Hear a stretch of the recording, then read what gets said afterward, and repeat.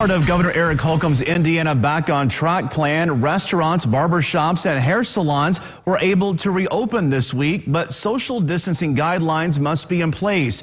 Recently, I spoke with business expert Sherry Perry on what those businesses need to do to keep their employees and customers safe. Sherry, thanks for joining us tonight. Businesses in Indiana are beginning to reopen now, and some people are ready to get back to work, others not so much, because they fear leaving their home increases their risk of getting the virus. In your opinion, how should employers handle their team members who may be uncomfortable returning to work?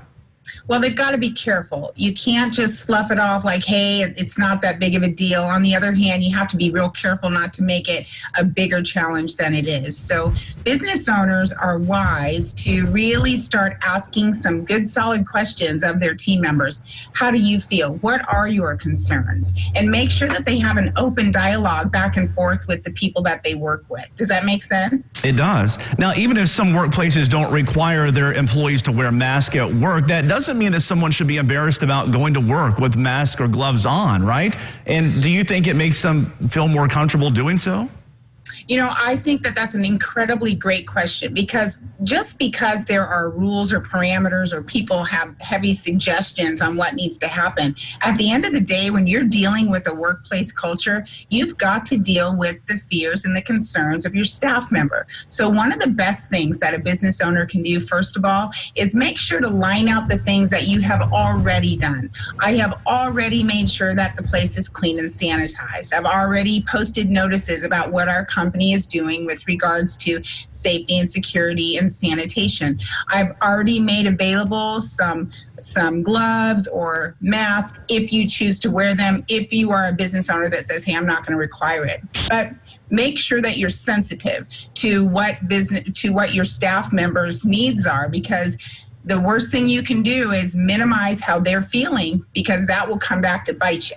Yeah. Now, everybody has been waiting for the day that they can get their hair cut again. What about hair salons and barbershops? Are there specific things that can be done to make their clients feel more comfortable? Well, everybody knows that if you have to risk getting sick to get the hair done, go do it. Oh, I'm just kidding. That's supposed to be funny. But at a barbershop or at a place at a salon, there are definitely some rules and regulations. You've got to make sure that you're doing the social distancing. You've got to make sure that not only your staff, but your clients can see you, physically see you, sanitizing the area after each use. I was watching a deal on TV, and I loved what this woman did. She had shower curtains hung up in between workstations, just different ways that you can say, listen, I don't know exactly what's going on with the virus, but if it's possible to stop it here in my shop, this is what I'm physically doing. And a lot of people, when they can see that you're doing something, you calm their fears. Yeah, well, what about restaurants? Are there things that can be done there to make us feel more comfortable and safe? You bet. In fact, I heard a really cool story actually locally, where they're actually opening up some extra parking and they're moving some of the seating outside. Now that works if the weather is good, but getting your clientele to a place where they see that you're going to have to deal with your state requirements as to how many people you can actually have. It looks like most states are going with a 50% a number of people that can be in the restaurant, but you can make sure that you clearly post what is the restaurant doing to make sure that people are safe. Make sure that you've got your curbside to go. Make sure that you are utilizing contactless payment if at all possible.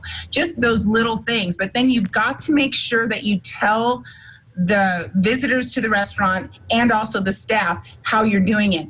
With regard to the staff, make sure that you're doing lots of training with not touching your face, because in a restaurant environment, that's the number one thing that we see is people are like, oh, hey, welcome to the store, and you inadvertently touch your face. And in a restaurant, already before COVID, that's not a good idea. Just be vocal about what you're doing. And that was business expert Sherry Perry.